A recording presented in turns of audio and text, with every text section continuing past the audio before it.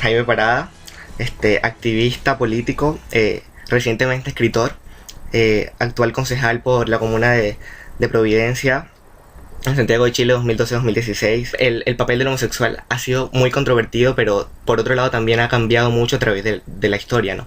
Pero ¿por qué crees que ha sido tan controvertido y tan difícil de asimilar la homosexualidad Ya. en las sociedades actuales? Sí, mira, yo creo que hay un sistema, entre comillas, de valores asociados a un sistema de prejuicios instalados que valga la redundancia, que instaló la idea del homosexual, y esto depende de la época en que estemos hablando, como un pecador, como un enfermo, como un outsider, como alguien que había que mantener dentro del closet, porque generaba cierto escozor y cierta incomodidad social. Y creo que ese sistema de valores, no me gusta la palabra, pero ese sistema de valores instalado, que tiene una matriz religiosa y se apoya del pensamiento conservador, está hoy día en pugna con un sistema de valores asociados a los derechos humanos, donde la dignidad del individuo, donde su integridad pasan a ser el centro. Y por supuesto, ya que estudias Derecho, la igualdad de derechos. Y en esa tensión entre el sistema de valores de valores emanado de las verdades reveladas, el sistema de valores de los derechos humanos, en esa tensión, creo que hoy, en el siglo XXI, está ganando o comenzando a ganar el sistema de valores de los derechos humanos. Pero por supuesto que hoy día existe una tensión y que esa tensión tiene distintos puntos de inflexión, y esos puntos tienen que ver con que, por ejemplo, mientras más avanzamos, más rechazo se genera en aquellos individuos o en aquellos agentes de toma de decisiones que ven todavía con el viejo sistema de valores la homosexualidad. Y cuando digo puntos de inflexión, es porque esto se marca a propósito de un determinado grupo, por ejemplo, de legislaciones. Cuando se abre la discusión de las uniones civiles, cuando se abre la discusión del matrimonio igualitario, hay puntos de inflexión donde ambos discursos se marcan, se polarizan y se evidencia con mayor nitidez esta tensión entre esto que digo, este sistema de valores en público. Ok, en este orden de ideas, ¿por qué crees que las personas homosexuales merecen derechos? Por el solo hecho de ser personas. Porque Claro. si queremos porque aquí no creo que haya dos formas de concebir la humanidad. Yo creo que la única forma de concebir la humanidad es de manera unitaria. Y unitariamente todos merecen derechos. A menos que apliquemos criterios segregacionistas que en el mundo ya no existen, o bien que han dado paso a nuevos criterios. Por ejemplo, el apartheid, por ejemplo, el fin de la esclavitud y otros. Si el mundo ha avanzado hacia la comprensión unívoca del ser humano como una entidad que es digamos que no merece ser fragmentada en categorías, si asumimos ese paradigma, que creo que es el paradigma instalado, otra cosa es que las legislaciones lo recojan, entonces no podríamos pensar sino que los homosexuales merecen derechos, que las mujeres merecen más derechos, que las personas afrodescendientes merecen más derechos, que las personas de origen indígena merecen más derechos, que las personas que han cometido delito y quieren rehabilitarse merecen derechos. Y muchos otros, incluidos, por ejemplo, las personas en situación de discapacidad. ¿Crees que el reconocimiento de derechos civiles a los homosexuales depende o está determinado significativamente por el sistema socioeconómico que se acoge cada país? Es una pregunta difícil, porque cada realidad es muy particular y y la opinión pública y el derecho incluso se forman en base a distintas realidades. Te lo voy a responder el contrario. Lo voy a responder no desde el punto de vista de la aceptación, sino que desde el punto de vista de la discriminación. Te voy a decir que en Chile, por ejemplo, es mucho más duro ser pobre y gay que ser solamente gay, o que ser solamente pobre. O sea, el sistema económico, la situación o la posición en la que un homosexual hoy día se encuentre en el escalafón socioeconómico, sí determina su grado de vulnerabilidad en distintos grados. ¿Se entiende? Y en ese sentido, sí, el sistema socioeconómico efectivamente tiende a eso. Pero yo lo tiendo a ver en una dimensión de más cultural, entendiendo la cultura como todo lo que el hombre hace, ¿cierto? Y en el esquema cultural, donde cabe todo, desde las realizaciones hasta las opiniones, pasando por las creencias, existe un elemento de vulnerabilidad que trasciende con mucho lo económico. O sea, las creencias, las opiniones, los mitos, la ciencia, la religión, etcétera, determinan cuán inclusiva o cuán excluyente es una sociedad.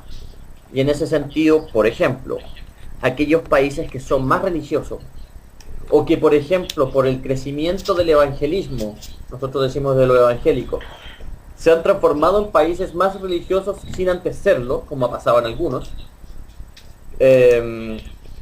efectivamente se han visto nuevos criterios de discriminación que hacen pensar en ciertos retrocesos culturales. Y otros países que tienen una tradición de inclusión más grande, o por lo menos de cuestionamiento de un grupo de verdades asociadas a este gran sistema cultural, como por ejemplo Uruguay, hacen que sea más fácil la incorporación de los homosexuales a la vida civil, a la vida social, no solamente mediante el derecho, sino que mediante el cambio de las costumbres.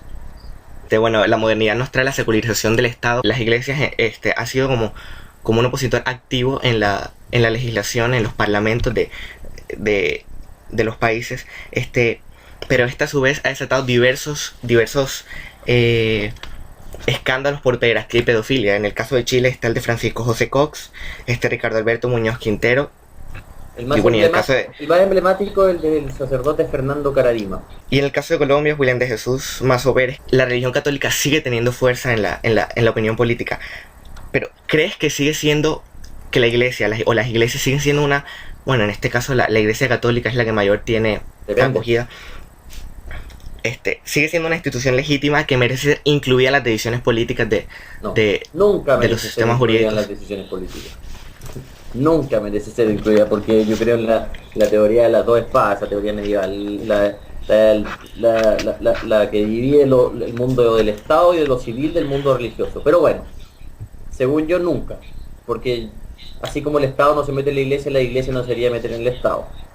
Pero, ya que ese es el escenario ideal, yo te lo digo como un secularista así acérrimo, vivimos en una sociedad donde efectivamente los políticos le tienen miedo a la iglesia y donde la iglesia ejerce un poder nefastamente moral sobre algunos políticos. ¿Cómo relaciono esto con el tema de la homosexualidad? Yo creo que hay una relación inversamente proporcional entre el crecimiento de la conciencia, digamos, de derechos humanos en torno a los derechos de las personas homosexuales y el descenso de la Iglesia Católica como una entidad validada a nivel de la opinión pública y de la sociedad. Te voy a dar un ejemplo. A propósito de ese caso del de Fernando Caradima, uno de los principales abusadores en Chile, quien se codeaba con el poder, a propósito de ese caso, el año 2011 o 2012, si no me equivoco, la iglesia chilena llegó a tener un 24% de credibilidad.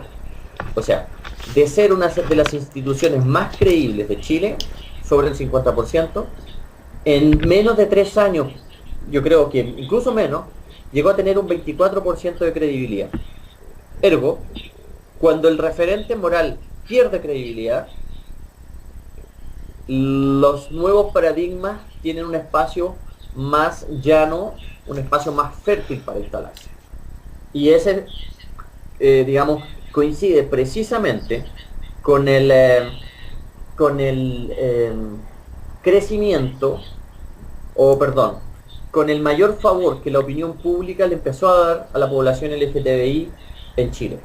O sea, yo creo que cuando se genera un espacio en el que la Iglesia Católica debe restarse, las poblaciones vulneradas, en este caso la población LGTBI, tiene un terreno más rico para crecer. Y en ese sentido se enmarca, o perdón, en ese campo se enmarca la batalla cultural que enfrenta estos dos sistemas de valores que yo ya mencioné.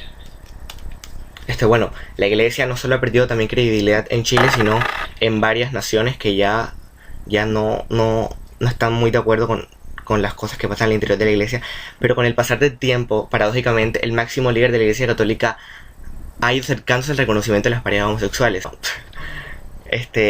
Sin embargo, hay quienes creen de que la homosexualidad es un concepto netamente opuesto a las iglesias católicas. O sea, la religión y la homosexualidad como que no tienen Tú mencionaste una unión coherente. No, yo tengo una visión distinta. Yo no creo que la religión y la homosexualidad sean incoherentes. Yo creo que la iglesia y la homosexualidad nunca van a poder toparse. Nunca se van a poder encontrar. Porque lo que dice la religión no es lo que cumplen ni predican las iglesias. Te aseguro que el evangelio, en otra situación sociocultural, con otra historia católica, con otros 1000 años que no sean los 1000 años que ya pasamos, te aseguro que la homosexualidad hoy día sería considerada de otra forma si otros papas, si otros derroteros de la iglesia hubiese mediado. O sea, el evangelio ha sido interpretado al arbitrio y de acuerdo a las necesidades de un grupo de frailes y no de la religión en sí misma. Pero dicho eso,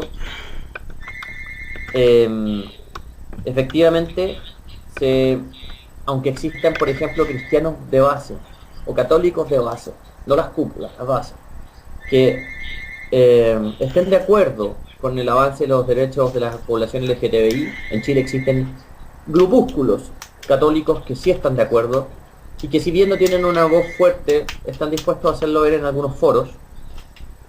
Si bien eso existe, la Iglesia Católica hoy día es el principal obstáculo para la igualdad. Y como no hay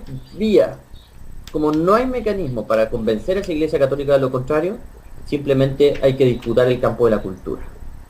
Y en ese sentido, este Papa ha sido muy inteligente, no en reconocer a los homosexuales en su dignidad, porque no lo ha hecho, simplemente ha dicho que lo ha hecho, sino que ha sido muy inteligente en construir un marketing político institucional que ha hecho creer a muchos que sí ha habido un avance. Y no ha habido avance.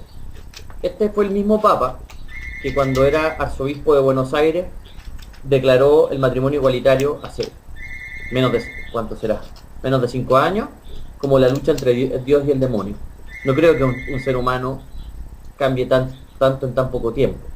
Segundo, es el mismo Papa que ha llamado sínodos por la familia y en el que se ha mostrado posturas bastante ambiguas respecto de lo que considera o no considera familia cuando se trata del tema homosexual.